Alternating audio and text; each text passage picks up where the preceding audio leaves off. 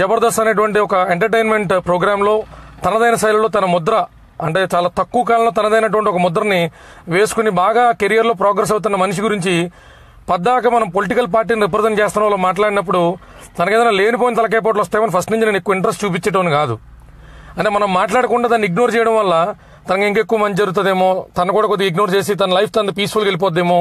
Because తనది ఇది profession కాదు కదా, he is not choosing politics as of now. So అతను ప్రస్తుతానికి రాజకీయాలు ఎంచుకోవట్లేదు కాబట్టి ఇంకా చాలా భవిష్యత్తు ఉన్నది కాబట్టి జబర్దస్త్ నుంచి ఇంకా సినిమాలు ఇప్పుడిప్పుడే సినిమా రంగంలో అడుగు పెడుతున్నాడు కాబట్టి రాజకీయపరమైనటువంటి ముద్రపడి ఏదో ఒక రాజకీయ పార్టీకి సంబంధించినటువంటి ఇష్టుడి కింద అతని మీద ముద్రపడితే కనుక అది అయిష్టమైనటువంటి కొంతమంది ఇబ్బంది పెట్టేటువంటి పరిస్థితులు ఉంటాయి కాబట్టి తను ఎప్పుడు కూడా ఇండివిజువల్గా మాట్లాడాలేమో అతని గురించి అనుకోవాలా. కానీ మరీ శృతి మించి రాగానే పడ్డప్పుడు స్పిరిట్ ఆఫ్ హ్యూమర్నే ఎక్కిరించినప్పుడు హాస్యం అనే దాని యొక్క మూలాలనే ఏకరించేసి తమ దగ్గర ఛానల్స్ ఉన్నాయనో, తమ దగ్గర మాట్లాడితే ప్రతి టీవీలో కూడా ప్రతి ఇంట్లో కూడా మనం కనపడతాం అనేటువంటి మాధ్యమాలు మన చేతుల్లో ఉన్నాయనో, కొంతమంది అహంభావానికి తూట్లు పొడిచేయడానో, వాళ్ళ అహంకారం దెబ్బతిన్నది కాబట్టి ఆదినేదో టార్గెట్ చేయాలనో మరీ రౌండ్ చేస్తే ఖచ్చితంగా మెగా ఫ్యాన్స్ అందరం కూడా ఆది వెంబడే ఉంటాం. కారణం ఏంటంటే నిన్న మొన్న కూడా ఎవరు అడుగుతా ఉన్నారు ఆది సామాజిక వర్గం ఏంటని. నేను ఎంక్వైరీ చేయగా ఆది సామాజిక వర్గం ఏంటని ఎవరిని అడిగితే నాది కళాకారుల సామాజిక వర్గం అని చెప్తాడు. అతను నా కులం ఇదని ఎవరి దగ్గర చెప్పుకోవాలి, అందుకే అతను కులం ఏంటని కూడా ఎవరికి తెలియదు. అతని సామాజిక వర్గం ఏంటంటే నాది కళాకారుల సామాజిక వర్గం అని చెప్తాడంట హైపరాది.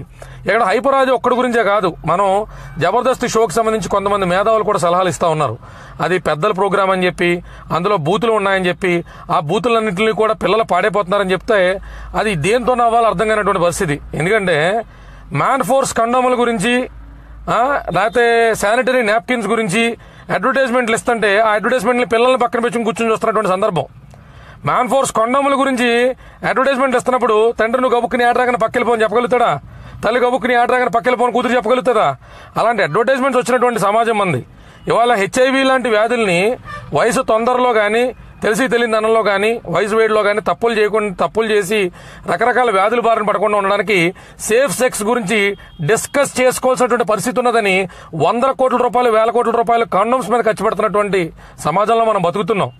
అంటే ఇవాళ మనం పిల్లలతో ఓపెన్ గా మాట్లాడుకోవాల్సినటువంటి పరిస్థితులు, ఇవాళ పాశ్చాత్య సంస్కృతి అనేటువంటి దాన్ని సగం పక్కన పెడితే మన ఆరోగ్యాలు, మన జీవితాలు, మన జీవన శైలిలో వచ్చినటువంటి మార్పుల్ని అనుసారంగా మనం కొంత ఓపెన్ అప్ అయి మనం పిల్లలతో కూడా ఫ్రెండ్లీ ఎన్విరాన్మెంట్ లో వ్యవహరించాల్సినటువంటి పరిస్థితి ఏర్పడేటువంటి ఈ తరుణంలో డబల్ మీనింగ్ జోక్స్ ని ఖచ్చితంగా ఏదో రాద్ధాంతపూరితమైనటువంటి అంశం కింద దాన్ని ఖచ్చితంగా ప్రజల నుంచి వెలివైపోతే కనుక తెల్లారే పిల్లలందరూ కూడా తమ యొక్క మానసిక స్థితిగతులన్నీ కూడా మారిపోయి వాళ్ళందరూ కూడా పేటరేగిపోయి రేగెత్తిపోయి బోకెత్తిపోతారనేటువంటి ధోరణిలో మాట్లాడుతున్నటువంటి ఛానల్స్ ఏ ధోరణిలో మాట్లాడుతున్నారో నాకైతే అర్థం కాల.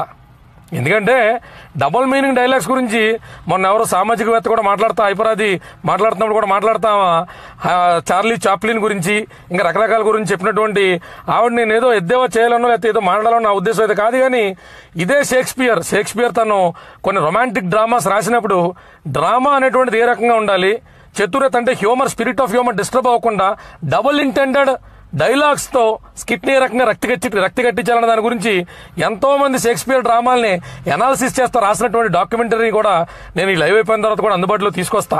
అంటే షేక్స్పియర్ లాంటి గొప్ప డ్రామా స్కిట్స్ లేకపోతే డ్రామాలు రచించి రక్తి కట్టించి షేక్స్పియర్ డ్రామాలు అంటే మనం చెప్పాల్సుకుంటే చాలా చెప్పుకోవచ్చు మనం.